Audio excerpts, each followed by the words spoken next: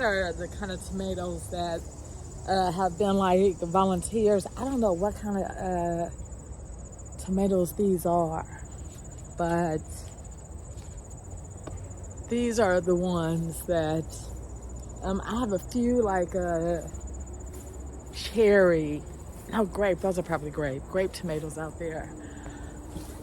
Those I'm just going to enjoy, but these here, I don't know if I'm going to make a sauce out of them or try to do diced tomatoes. So that's what I am out here on my deck trying to figure out, is what am I going to do with these tomatoes? Because here's the thing about like tomatoes. When you have like a bunch of tomatoes from a bunch of tomato plants that are like, hey, so this is like as fresh as it gets, people. So it is like ripened on the vine. You don't have a lot of shelf time like on your counter with these tomatoes. So when you harvest a bunch of tomatoes, like, you know, if you have a few, it's fine. But when you have a bunch, like, you need a plan.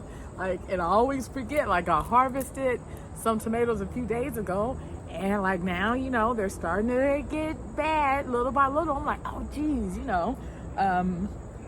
So now I have time to be able to have a plan. So folks, you know, everything, you know, when you garden at a bigger scale, but everything requires planning. But definitely, you just have to think about the more that you grow, the more anything that you take on, the more you have to manage. So I've got a bunch of tomatoes in here, well, moderate enough, and a bunch more that needs to be harvested. So I need a plan. So I'm looking at my Blue Book Guide to Preserving manual. Man, look, ball for like the mason jars. Shoot, man, this is like all-time stuff that we've gotten away from, that, you know, in my opinion, we need to get back to learning, like how to preserve our own food. You know, grow, like, look, y'all, look, this is what I'm doing. I'm taking tomatoes that I grew from my garden. I can't even say that really I grew it, nature did it, because these were volunteer tomato plants that nature grew back, and I just kind of distributed them about. And I'm about to take these beautiful tomatoes and turn them into something that I can use throughout the winter. And it would be nice to be able to have enough. I'm not sure if I will. I might though, because I don't need as much as I think I do, honestly, to last me until next time I, you know, can have some fresh out the garden. So 1 year I did, how many did I do? I might have done, because I didn't preserve last year. So it was the year before last that I preserved tomatoes. That's like, boy, like documenting what you do is so important. So actually, now that I'm recording videos, this is gonna help me document, but I need to put that on paper because I don't want to have to come back to videos and watch it. But anyway, y'all, I got ADHD, by the way, so I'll be like going all over the place. Anyway, back to the point.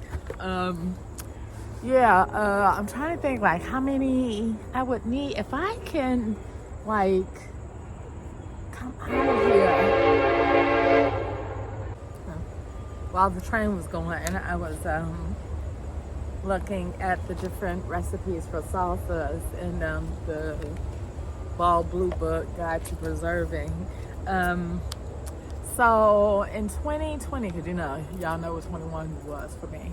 But 2020, let me see, I did like regular diced tomatoes, and I also did what I intended to be salsa, but it definitely, after I opened the jars, didn't taste like salsa, but it was fine. It was like actually a really good base for a lot of my recipes. I had tomatoes and onions and peppers, and I can't remember what seasonings I put in there, but so it didn't taste like salsa, but it actually worked out very well for like different soups I was doing. And geez, I could like put it in like all kinds of options in cooking, so it was great. And of course, I didn't write down exactly what I did. That's something that I am working on, recording what I do so I can replicate it when it's a success. That's something I need to do. So this time I'm going to do that. So that's what I'm going to do with these tomatoes. So I'm going to pull these tomatoes up. Now here's another thing. So after I pull, so there's a whole process to this, y'all. So I need to, so I'm gonna have to, because it's just me here. I'm the only gardener. I ain't got no kids here, you know, working this farm for me. So I have to take this in stages. Okay, so I'm gonna pull up these tomato plants, and there may be a good 8 to 10 that may be coming up.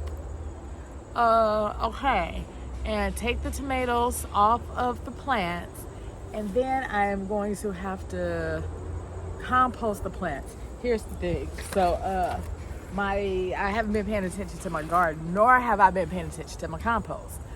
So like shit is just like growing out here, y'all. So look, y'all, nature like really be taking, nature do it. Just plant the seed and look, y'all, you'll be amazed, honestly. Nature does most of it. So nature has been growing, and so I'm afraid to go back there.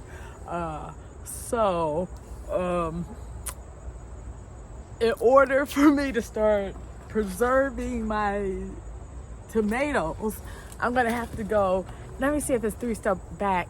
There's this author, Tracy McCubbin, and she writes this book, Making Space Clutter Free.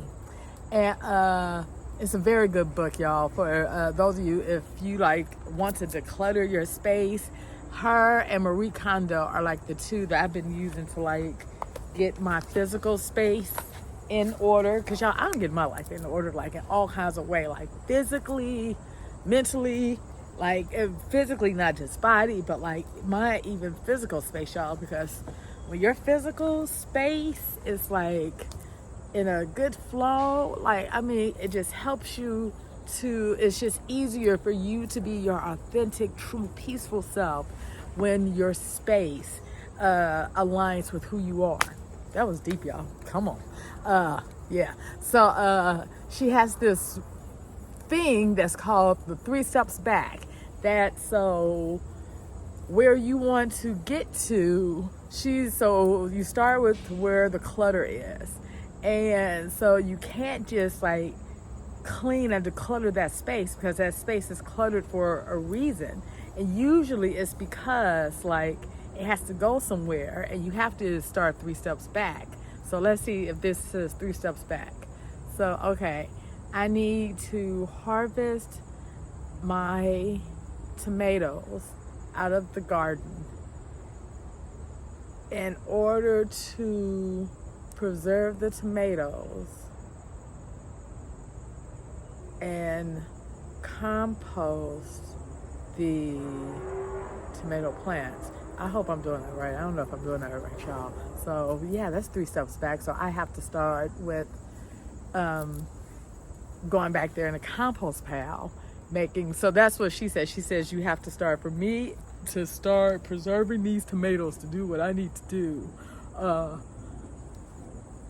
the tomato plants have to go somewhere. They have to go in a compost pile, and I have to go back there and check on it and kind of get that compost pile in order, because shit has been growing, not just vegetables, like all kinds of stuff. So we'll start back there. I'll show y'all my compost pile. All right. Okay, so I'm walking. Boy, my heart's already beating fast and stuff. Okay, I'm walking back towards my compost. There's a train. Okay, so I'm gonna put this forward facing so you all can see what I see. And maybe it's not that scary. We'll see together. Okay, let's see. Okay. So passing some garden beds. Some winter. Oop, goddamn, I'm tripping. Okay, all right. We all good. Okay. Okay. There's a squash down there. Okay, yeah. We're just walking through. Okay, so here are some leaves that I raked up. When did I do this? I don't know when I did this. So some sticks I gathered up. And I have not done anything. Y'all, and I be having wildlife just like all through here. Actually, not through the compost. I don't think like that, but okay, so let's see. Now this over here, which scares me too, the plan is to cardboard all of this to suppress this. This scares me as well. Overgrowth scares me. Overgrowth. I don't say scared, but puts me on higher alert, I'm gonna say. Okay, so what we got here? All right. Okay.